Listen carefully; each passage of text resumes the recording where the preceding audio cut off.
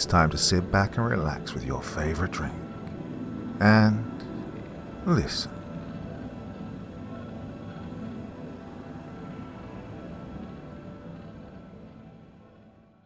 Snot by Nick Carlson.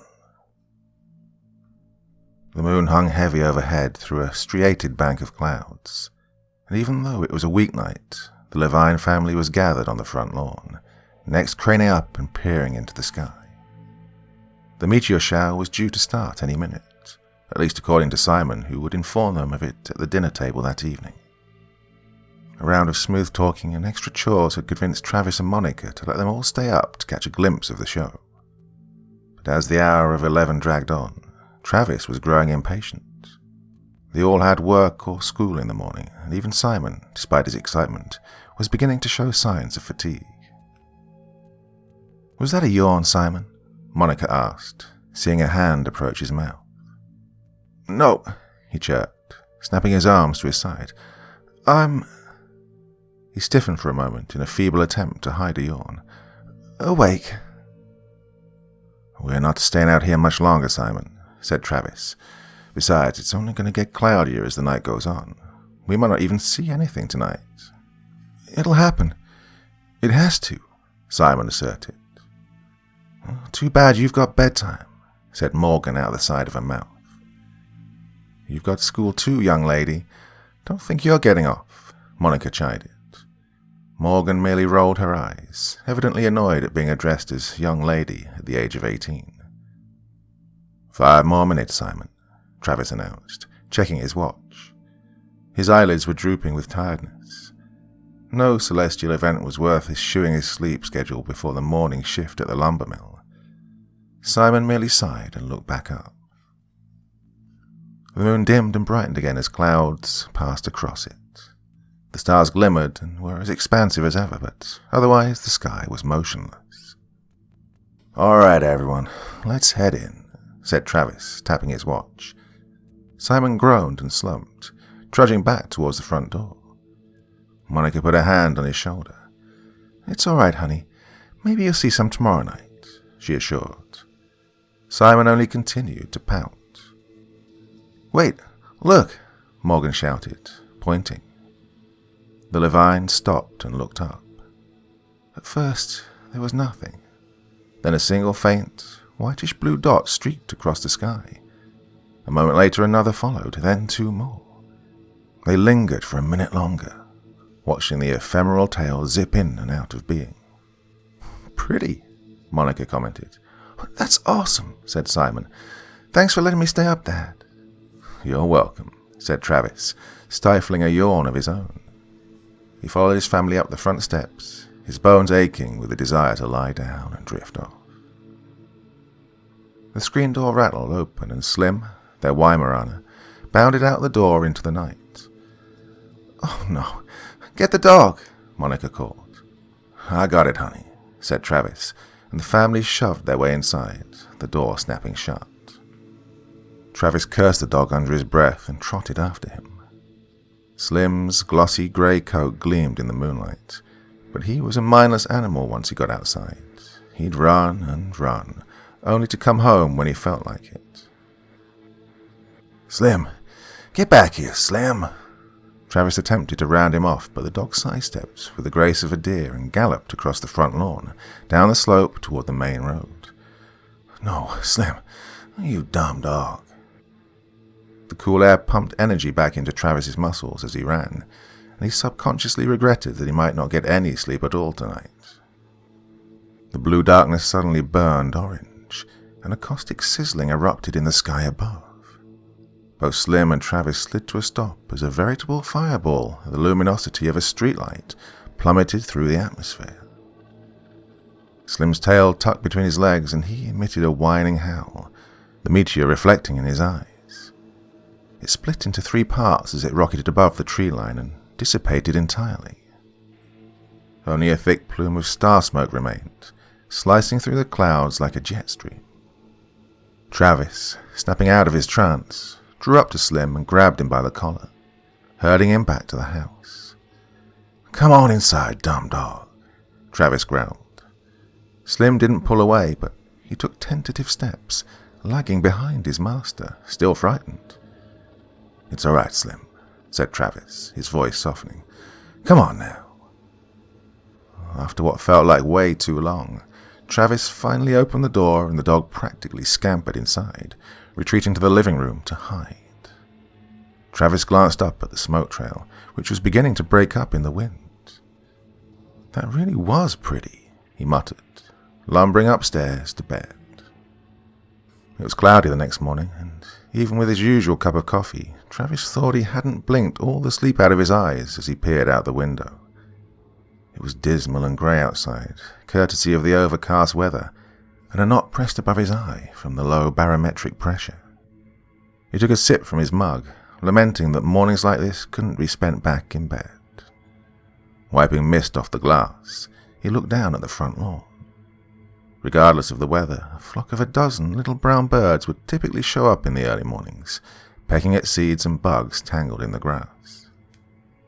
Travis set his coffee down and rubbed his eyes, focusing harder on the lawn. Well, there were things on his lawn for sure, but there were hundreds of them. Silvery, motionless orbs that resembled mushrooms, except shiny and bright, more liquid than solid. He stared at them, more awakened than coffee could have done. Dew, or something, he assumed. It doesn't look like any dew I've ever seen, though. Travis checked the clock and realized with a start he had to get moving. He made for the linen closet and took his work clothes off their hangers, slipping into them. Ready to go, he stepped outside into the chilly morning, but not without stopping and examining one of the strange blobs up close. They seemed as though someone or something had simply dolloped them onto the grass with an ice cream scooper. He poked one with the tip of his boot, and it stuck to the toe like melted wax. Grimacing, Travis wiped it off from the grass and turned to be on his way, only to step directly on another one, which flattened and spread over his sole. "Oh, for shit's sake," he spat, stepping over them on his way to the road, the way one steps over goose crap at the park. Drawing to the main road, he scraped it off the bottom of his shoe, catching a pungent, bleach-like odor. For once he was eager to get to the mill, assuming that one of his co-workers might know what exactly had decided to infest his lawn overnight. Upon arriving home that afternoon, Travis saw that the globs hadn't yet dissipated from his lawn. Definitely not dew, he concluded. His family was standing around the dinner table as he entered the kitchen. "Travis, what on earth is that stuff on the lawn?" said Monica. "Looks like someone squirted shampoo everywhere," said Simon. "Smells like one of those awful trees that blooms in the spring," said Morgan. "I have no idea," Travis replied, sitting down at the table. He looked up at them, still standing and staring at him. He gestured for them to join him. "I asked around at work, though," he said over the sound of creaking chairs. "Didn't get a solid answer. Some said it was dead frogs. Others said it was slime mold. Johnson said it was aliens. Of course, Johnson thinks everything is aliens." "But I've never even heard of anything like that before," said Monica, passing around a plate of cornbread. "Well, yeah, and it came after the meteor shower," Simon added. "Oh, I did mention that," said Travis, grabbing a piece and dishing himself some beef stew. Another guy at work then chimed in and suggested it was something called star jelly, whatever that is. "Star jelly?" Monica parroted. "Oh, that's a cool name," said Simon. "Though, well, it was less like jelly and more like snot. Star snot. Oh, the shooting stars sneezed all over our lawn and showered us with their star snot."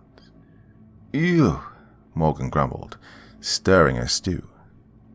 "Well, hopefully it'll be gone by tomorrow morning," said Travis, starting on his dinner. "It's scaring all those little birds away. Well, they don't like that much either. Guess that's one thing we have in common." "Congrats, Dad. You're on the same wavelength as birds," said Morgan, and the family broke out in laughter. Well, it didn't go away overnight. Perturbed, Travis stepped outside earlier than normal to survey the extent of the spread. To his surprise, he noticed a substance clinging to tree branches and roots, and he nearly gasped when he saw more glutinous orbs adhered to the side of his house. Whether he'd overlooked them or they'd multiplied overnight, he didn't know. Regardless, the star snot had transcended from a curiosity to a concern, and the thought of it stuck to his brain as he powered through another day of work. He was sloppy and uncoordinated at the mill, wondering if he would find his lawn yellowed and dying from exposure to the substance. Then there was the uncertainty of it all, worrying about if there was even anything to worry about.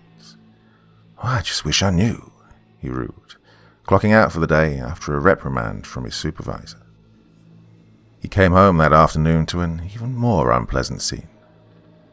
"Look at this," Monica snapped as she walked through the front door, holding out a severe-looking slip of paper. His brow furrowing, he took it and skimmed through it. "Out of school suspension," he read. "Simon, what is this?" Simon was cowering on the couch, his head dipped with remorse. "I just brought a little bit and showed it around."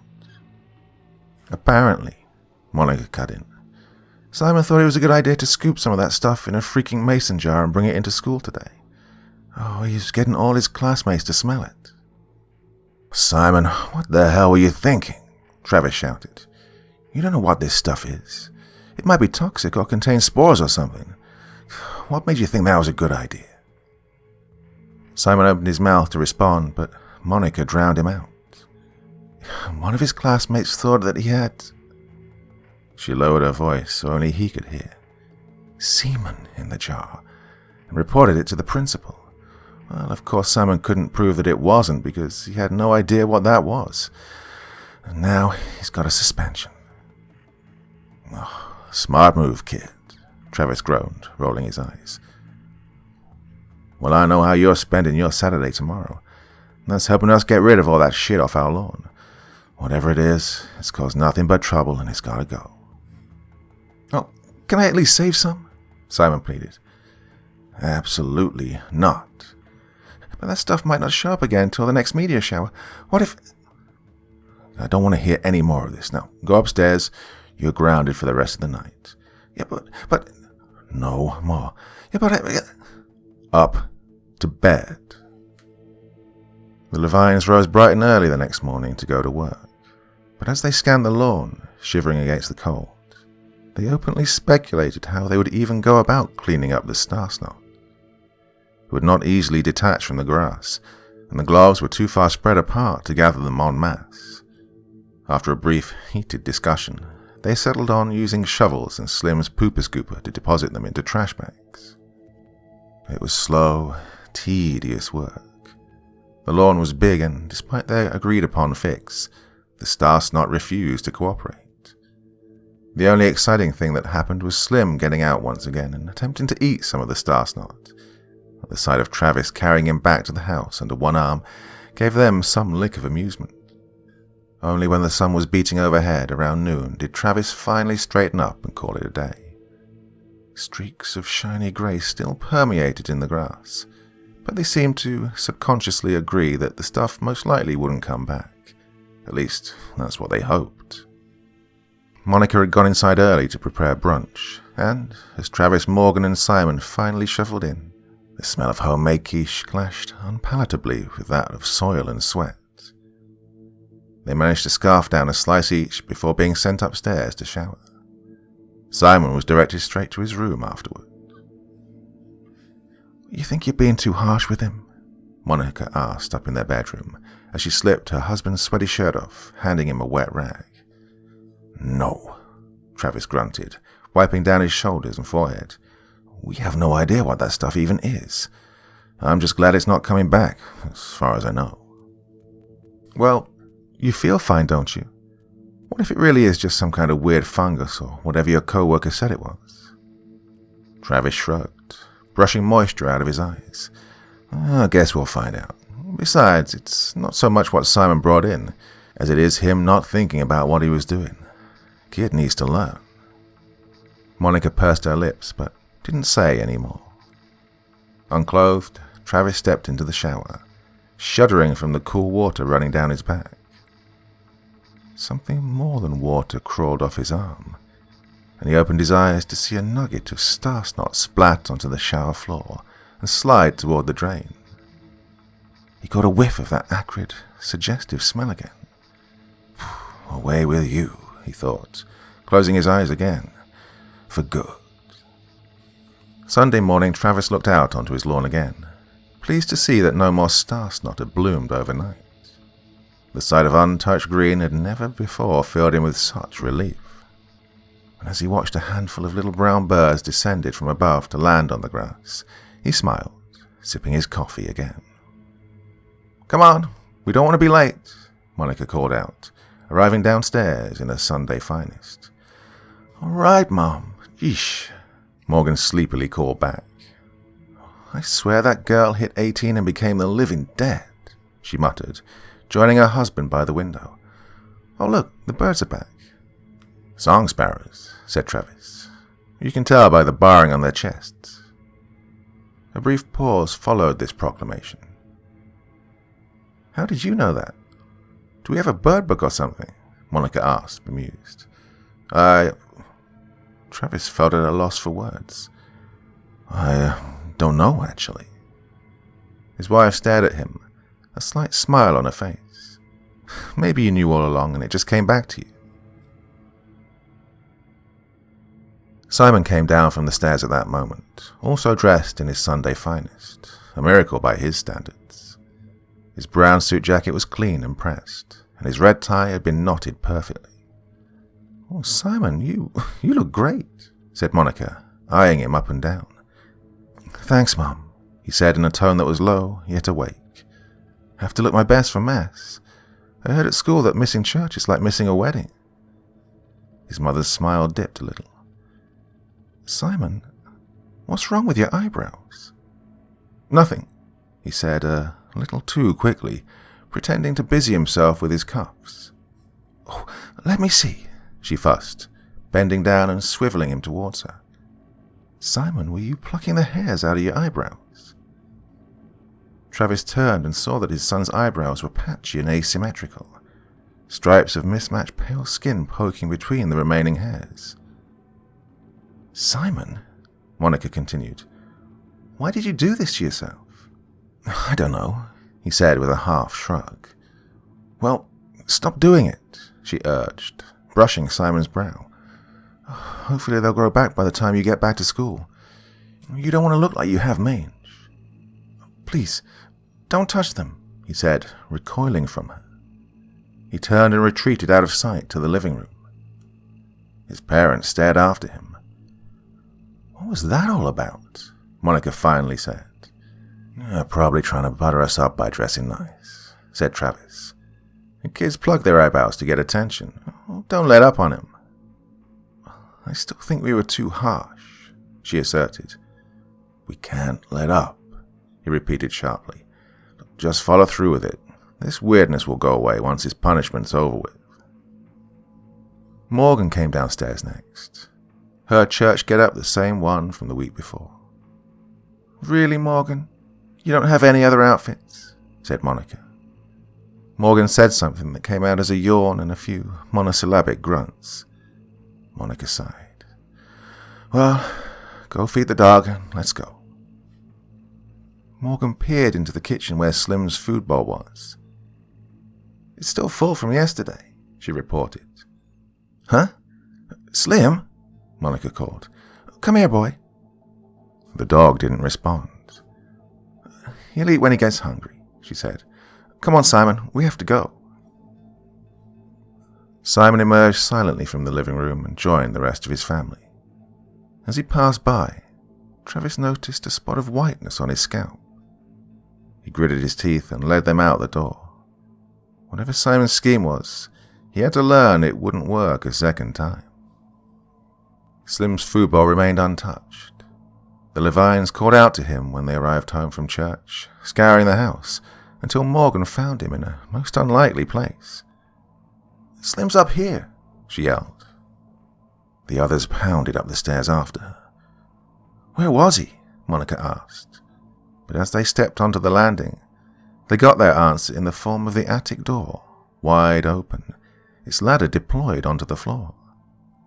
Morgan's head poked from the opening in the ceiling, wearing a mask of confusion. "What on earth?"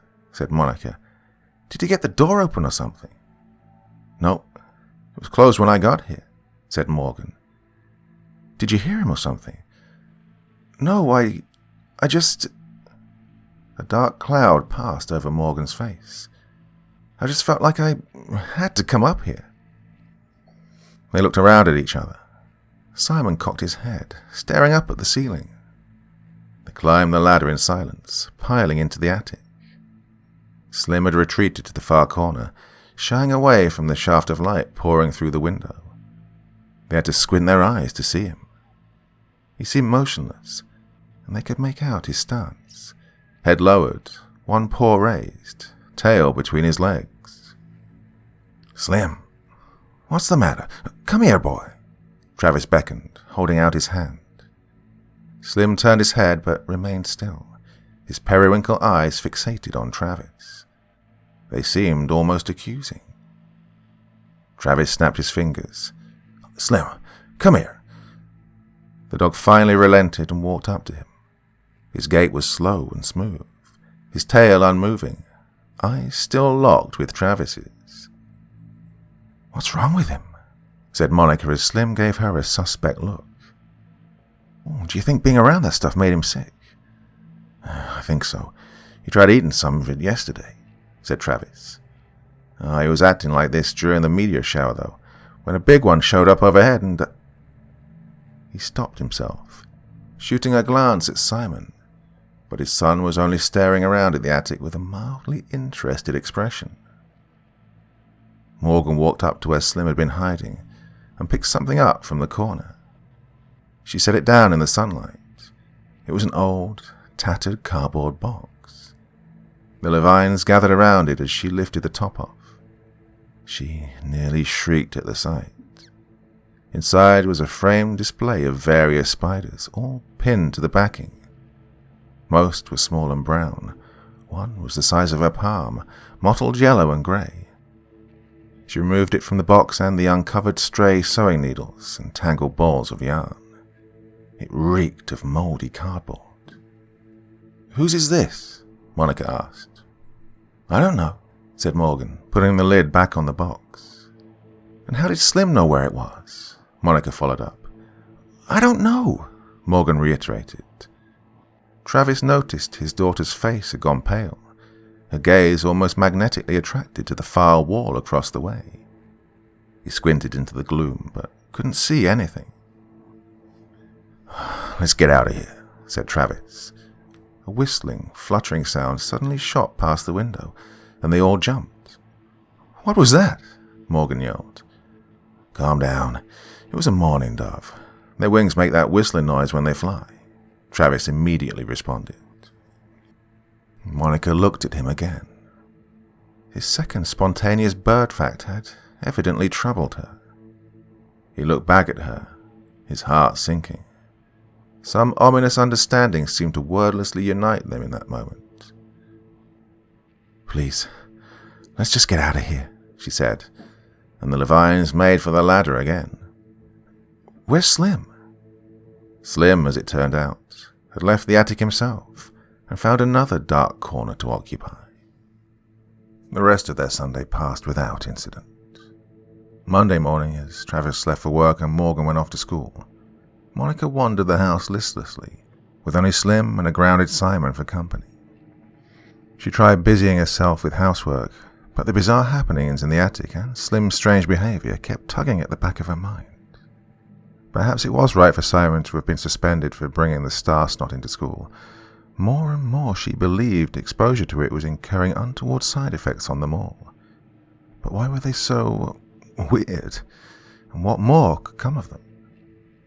And it didn't help that Slim had stayed put in his living room corner, giving her the same dead stare. She deliberately avoided the room, making up excuses to stay in the kitchen or retreat upstairs. But upstairs was where Simon was, spending the duration of his punishment, and she felt compelled to peek her head in and check up on him.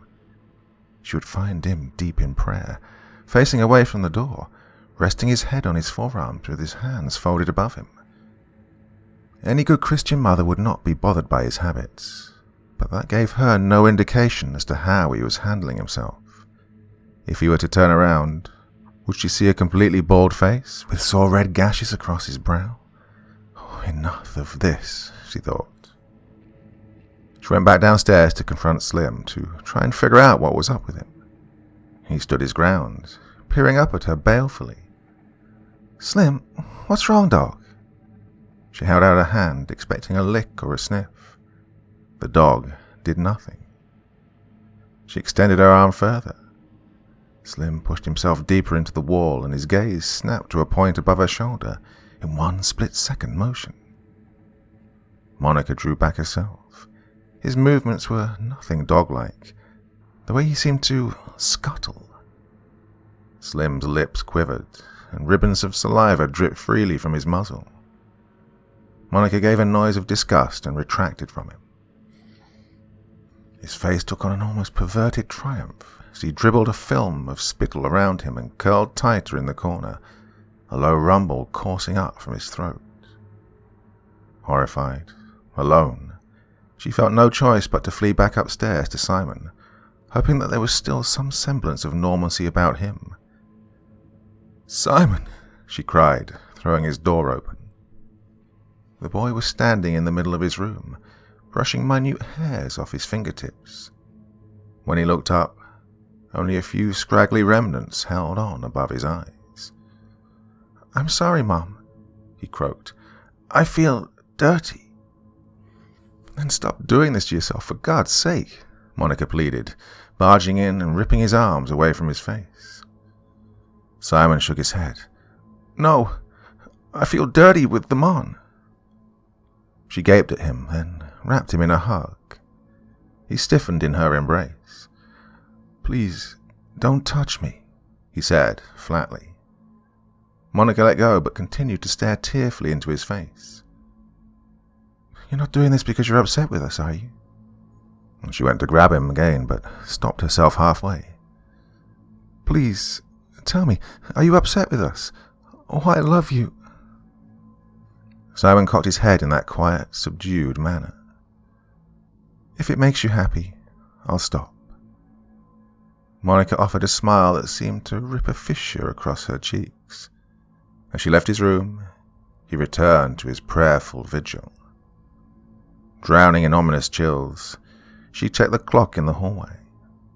It was barely past noon. Travis's performance at work had continued to decline, due this time to a gnawing cramp that had flared in his stomach. Each twinge of pain coincided with the arrival of more small brown birds that flew among the rafters above, birds that he recognized as house sparrows. Pretty little things. Too bad they displace our native tree swallows. His supervisor had threatened him with probation if he slipped up once more. The man's words rattled in Travis's head as he took the dusty road back to the house. He knew it all had something to do with the star snot. All his co-workers' outlandish theories suddenly hit too close to home. He headed up the lawn. The house seemed quiet. But as Travis reached for the front door, the holly bushes caught his eye, and he noticed they were caked in thick, glutinous ribbons. His throat seized up, but he looked closer and saw the texture was thinner than star snot, translucent and studded with bubbles. Against his better judgment, he leaned in and took a whiff.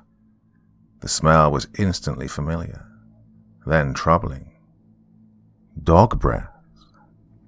The bushes rustled, and Travis jumped as he saw Slim's pale eyes staring up at him through the branches. The dog emerged from behind them, chewing up something in his spittle-soaked jaws. A few insectoid legs that could have been a grasshopper's dropped from his mouth, and he emitted a low, guttural howl that fluctuated and flowed almost lyrically. "No, no," Travis murmured, slipping inside the house. "None of that, please." The walls felt askew and cramped as he stumbled through the foyer, his abdomen flaring again. Amid the pain, he couldn't shake the thought that Slim's noises had resonated with him in a gut-wrenching, uncanny manner. The words, decipherable to him as human speech, surfaced in his mind like dead bodies in slurry. "Look what I brought for you." "Travis!" Monica cried, bolting from the living room into his arms. "Oh my God, Travis! What's happening to us?" "That stuff," he muttered, fighting another cramp in his stomach. "That stuff is doing this to us, but I don't understand how or why." "We need help," she whispered through tears. "I nearly went crazy home alone with them. Did you see Slim? I had to put him out. He wouldn't stop staring." "He's out there," Travis whispered back. "He still hasn't touched his food, I'm guessing." Monica shook her head, smearing tears across his shirt. Travis pursed his lips grimly. "That dog is fucked up. How's Simon? What's he been doing?" She only shook her head further, her anguished voice muffled against his chest.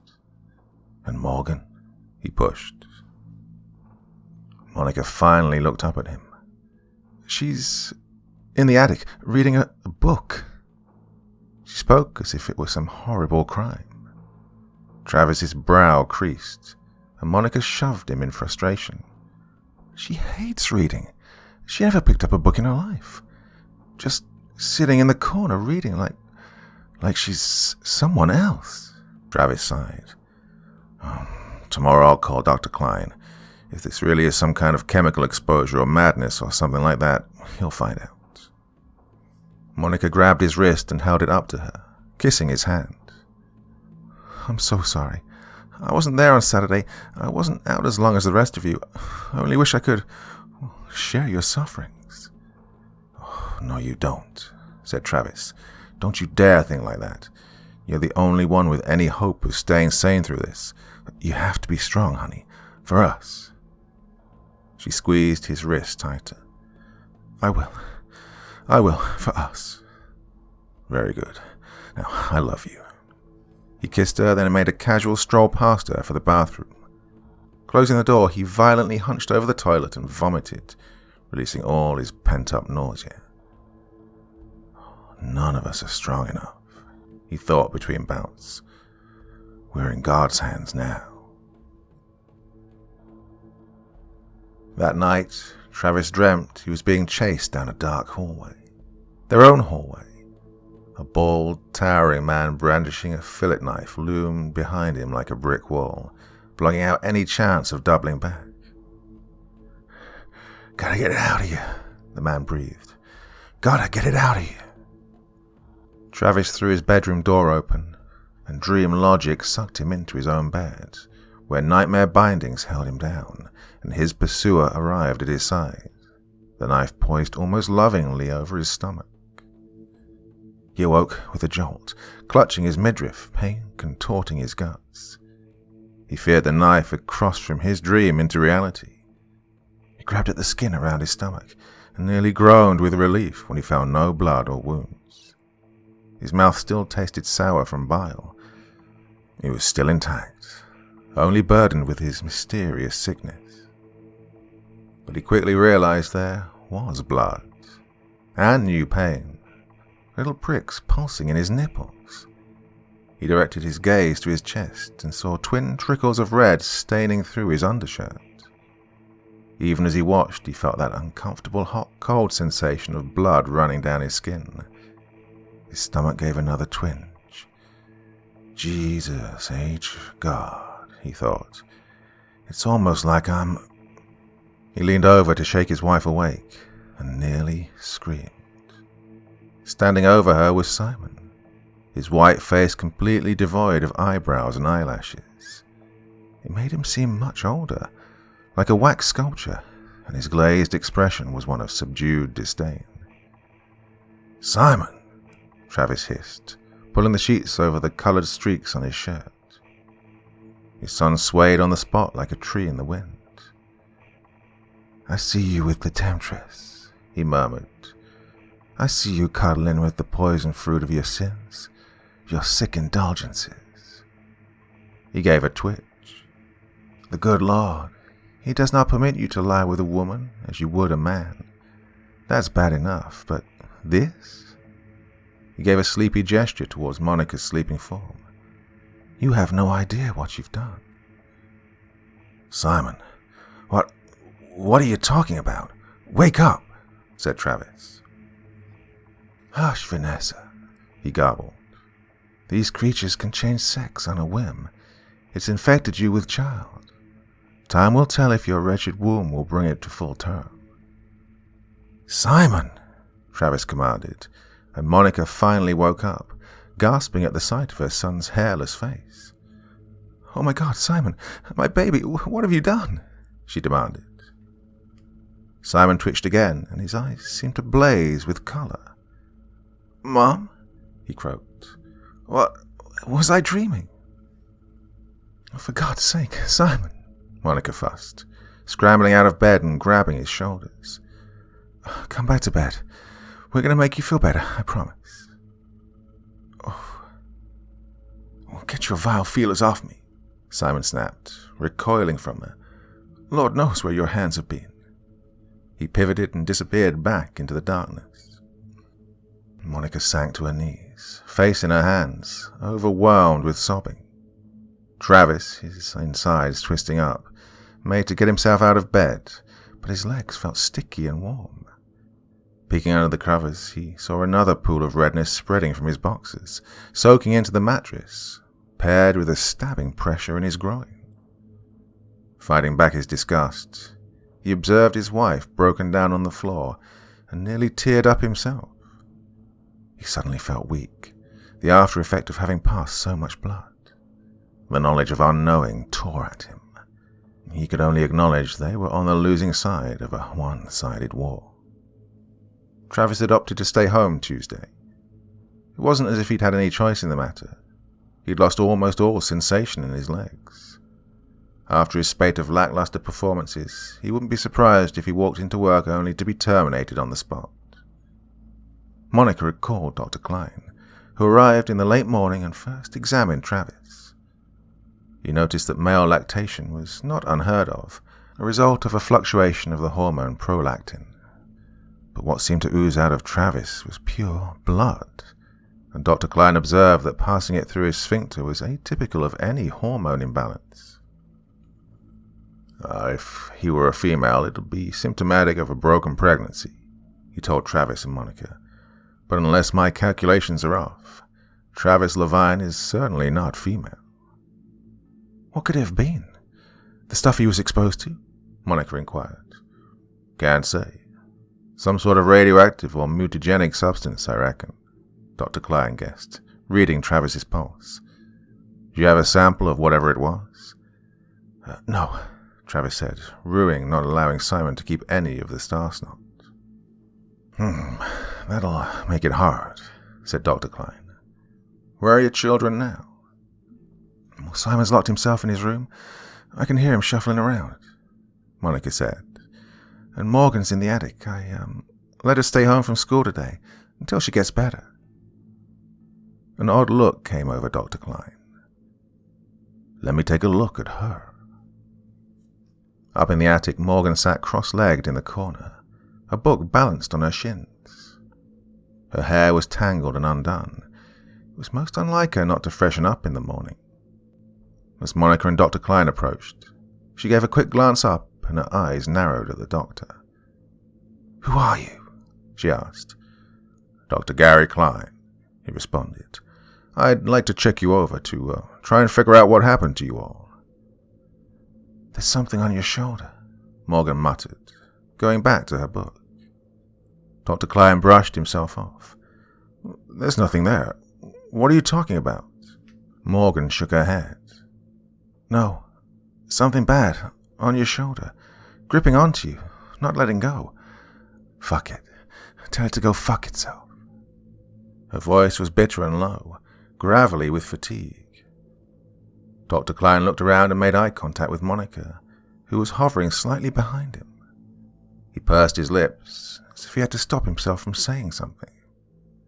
He then pulled out a light and shone it at the wall above her head. Illuminated in his beam were the lines of a poem, scrawled in jagged black ink. Spiders took my brother's throat. Mother racked with child's bloat. Daddy planning huge surprise. A whore I am in devil's eyes. Did you know this was here? Dr. Klein asked. No, said Monica. Morgan, did you write this? She didn't answer. Morgan, did you write this? Dr. Klein inquired. She looked up again. Yeah, I did. What of it? You going to put me away, Doctor? Or will Daddy get you too? See? Monica whispered. It's like she doesn't see me anymore. She's talking nonsense. She's a whole different person. I'm sure, Dr. Klein whispered back. And I don't think she wrote that. I believe we're good to leave her here. I'd like to see Simon now. They descended the ladder and Monica knocked on Simon's door. There was an eerie silence, as if someone constantly shuffling about inside had just stopped. Simon, open the door, Monica demanded, jiggling the doorknob. It's back, they heard him mutter. I warned her it wouldn't go away, didn't I? Keeping clean wasn't enough. Dirty bitch invited germs inside her. Lesbian slut. Her yield must be destroyed. Listen, Monica hissed. He thinks I'm some kind of thing, something evil and low, something that doesn't deserve to exist. And he's not talking about me right now. He's talking about Travis. Dr. Klein nodded. Again, I'm sure. Monica stared at him. Why do you say that? Where are you going with this? I need to talk to Travis now, he said. They re-entered their bedroom, where Travis was still lying down, applying fresh paper towels to his bleeding chest. Mr. Levine, the doctor asked, did Simon ever mention anything specific to you, like a name? Travis grimaced against another upheaval in his stomach. He called me Vanessa. And you, don't know a Vanessa? You don't know where he could have picked up the name Vanessa? No. Dr. Klein sighed. He pushed his briefcase aside with his foot, squeezing the bridge of his nose. What? Monica demanded. What is it? What do you know? All who breathed in that stuff are experiencing these things. No chance you all picked up any outside information? He looked up, his face grave. And none of you are aware of the history of this house. Monica and Travis shook their heads. Dr. Klein sighed again. Barring any more evidence that emerges, I'm afraid I can't help you further as a doctor. Monica's lips parted slightly. What do you mean, as a doctor? The doctor regarded them grimly. He took his glasses off and pulled up a chair in the corner of the room, sitting down upon it. Monica lowered herself onto the foot of the bed. You all moved here 5 years ago. Makes sense you wouldn't know, he explained. The family that owned this house before you were the Glicks. Husband, wife, 2 kids named Severin and Isabel. I knew Isabel the best. I treated her for depression and the occasional self-inflicted wounds. She was normally reserved, quiet and shy, except when it came to her family. She would tell me everything. Her family, they terrified her. Severin was a nightmare. That boy was only 6, yet he already had serious issues. He started collecting spiders. They fascinated him. Well, I can imagine why. Their patience, their designs, their killer edge. I got to the point where he started acting like them. Took up weaving, ate bugs, as a coping mechanism. How do you know all this? Monica asked, her hand over her mouth. I'm getting there, said the doctor. It was a coping mechanism, demented as it was, against his father, Randall Glick. He was the true horror.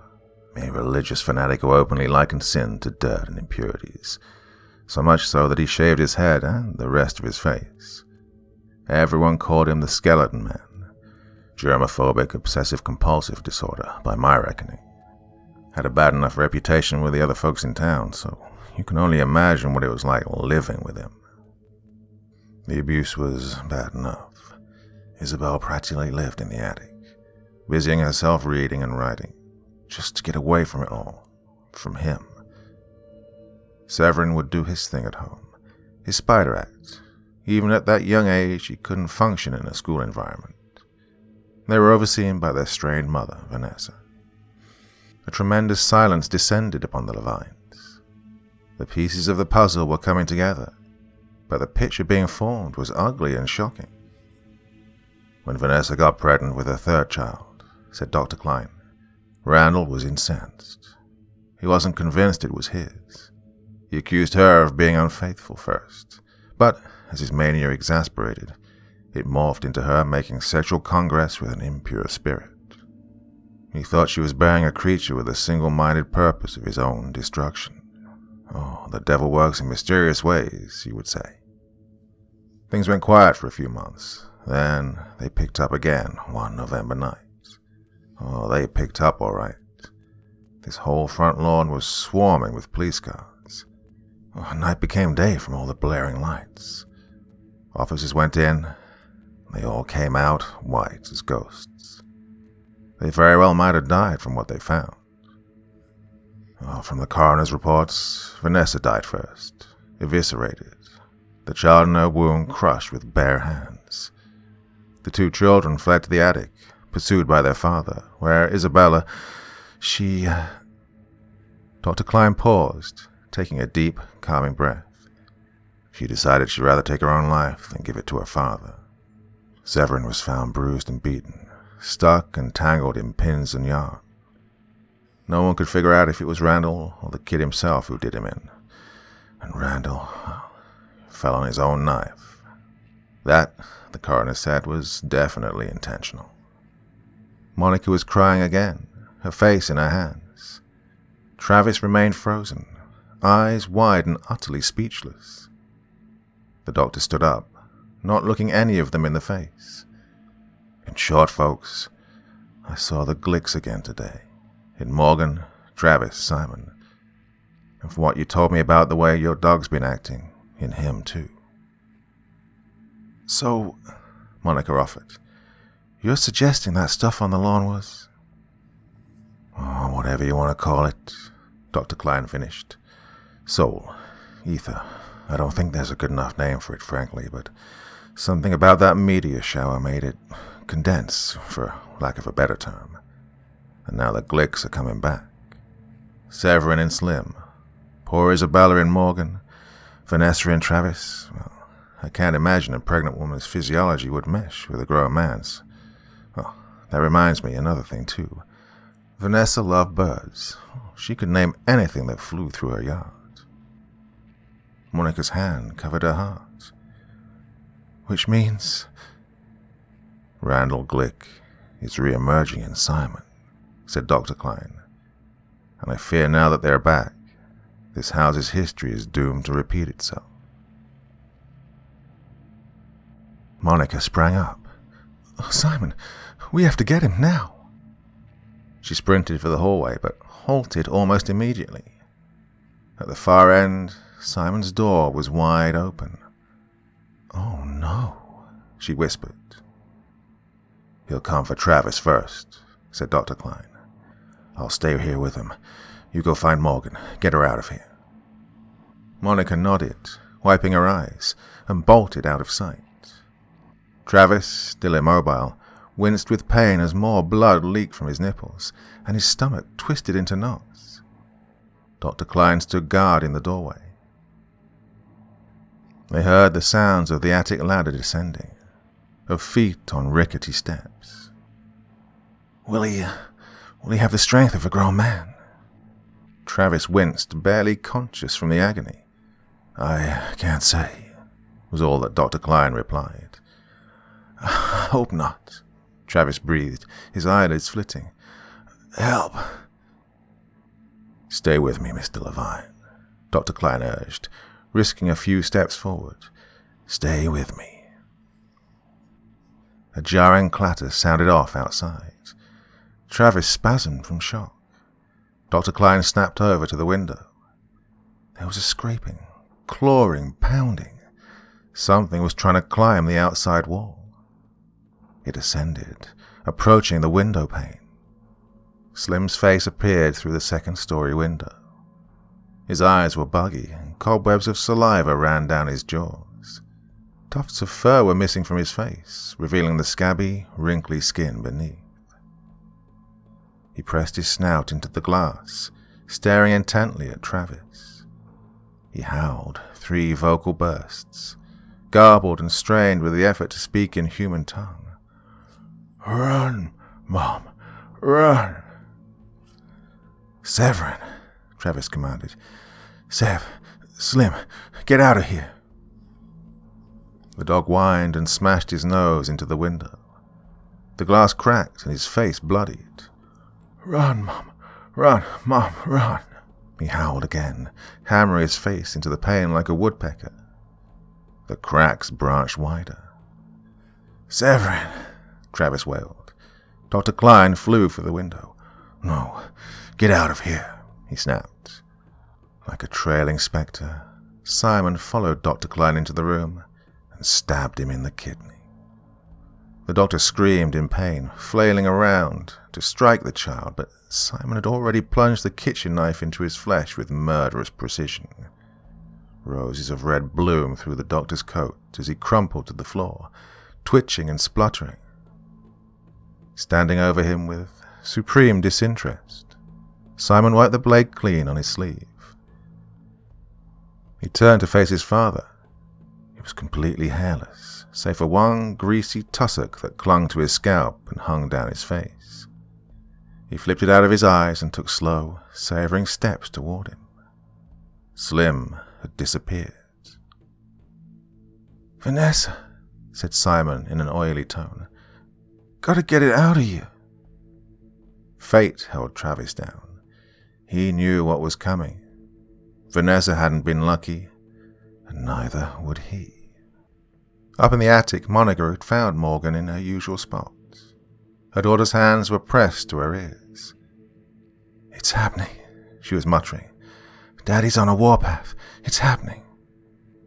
"Morgan?" Monica pleaded, kneeling in front of her. She blotted out the unseen carnage on the floor below. "We have to get out of here. Please." "I don't know who you are," Morgan growled. "You don't exist. Fuck you." "Morgan, please.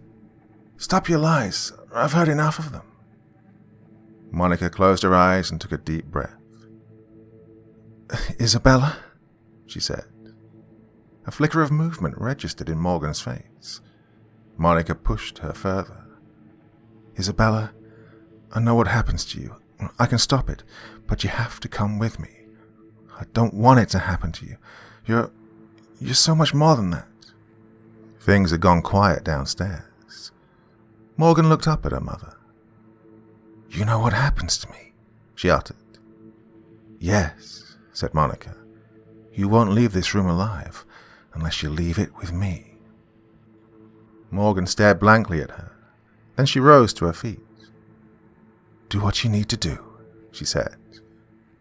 "Come down with me," Monica urged, and together they descended the ladder to the landing. "Now, wait here. Wait here," she told Morgan as she headed for her bedroom. "Travis, I got her. Let's—" Her husband was sprawled on the crimson-soaked mattress, opened up like a fillet, and Simon was digging through his ruptured abdomen, elbow deep in viscera. Monica screamed and fled back to the ladder, wailing hysterically. The sound of a child's footfall welled up, and Simon emerged in the hallway, a line of blood across his face. "It wasn't there," he roared. "Cursed spirit, what have you done with your yield?" "Get away," Monica shrieked. "Just get away, for God's sake, just leave us alone." "Creatures of dirt," he sneered, wielding the knife. "My wrath is the Lord's. My cleansing is the fires of hell." He pointed the blade to Morgan, who was cowering behind the ladder in a near comatose state. "I'll take you as retribution for Vanessa." He charged at them. Monica reared up and screamed with all her might. "Randall, Glick!" Simon stopped, his bald face confused. Monica surged forth and barreled into him. Simon tumbled sideways and fell down the stairs as her momentum carried her across the floor. He slid and bounced, swinging his limbs, the knife still clutched in his hand. He landed on his stomach. There was the grisly crunch of a blade slipping between his ribs. He fell still instantly. The silence that followed nearly brought down the house. Monica flattened herself, sobbing onto the floorboards, her voice muffled.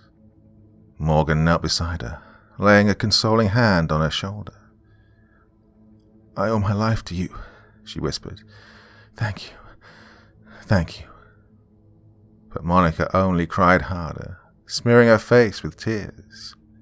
No amount of star snot could have changed her more than the untenable misery that had poisoned her very soul. Monica and Isabella observed the black-clad figures milling around the room. It was to be a small service, brief and contained. Monica felt the need to pay their respects. No more ceremony beyond that. The husband and son she once knew and loved had vanished long before they died. 2 coffins of differing sizes lined the far wall. Funeral goers ran their hands across their glossy exteriors. It was more out of solidarity than anything else. No one in town had known the Levines for very long. Despite that, someone familiar did approach them. Ms. Clara, Simon's homeroom teacher. "Hi, Mrs. Levine," she said. "I'm so sorry. I love Simon. He was such a good boy." "He was, wasn't he?" Monica replied, her voice thin. "Please remember him as he was." Miss Clara shook her head, her lip trembling. "And your husband, too. If there's anything I can do to help, please let me know." "Thank you," said Monica. "I don't think that'll be necessary, though. My daughter and I are going to go on a little vacation soon. I feel like—" She laughed in spite of herself. "I feel like I haven't known her for many years." "That'll be nice," said Miss Clara. She smiled too. "I think I need a vacation too. My entire class has been driving me nuts." "Why? What's going on?" said Monica. Miss Clara put her hands on her hips. "All this week they've been pulling their hairs out of their eyebrows. I don't know if it's some practical joke or the stress from finals, but it's aggravating me no end." Her eyes suddenly narrowed. "You don't think it had anything to do with that jar Simon was passing around, do you?" Monica blinked. "I can't say." "Troubling," said Miss Clara, shaking her head. "Oh, my respects to you all. God bless." She walked away to talk to another funeral goer. Monica looked down at Isabella, her mouth needle-thin. "Isabella," she declared, "more and more I think getting far, far away from here is a wonderful idea."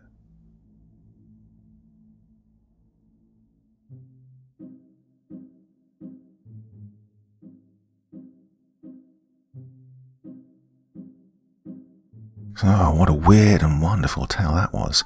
Bet you couldn't guess what was going on from the title of it, could you? Yeah, a lot of unexpected twists and turns in that one. Really, really great story, though.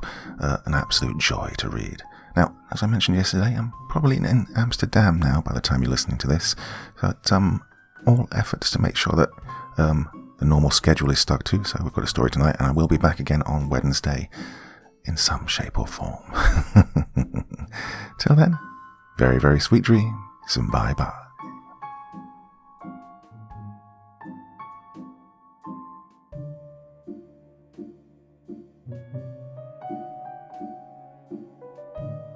Thank you so much for taking the time to listen to this story today. Really means a lot to me and to the author of the story, of course.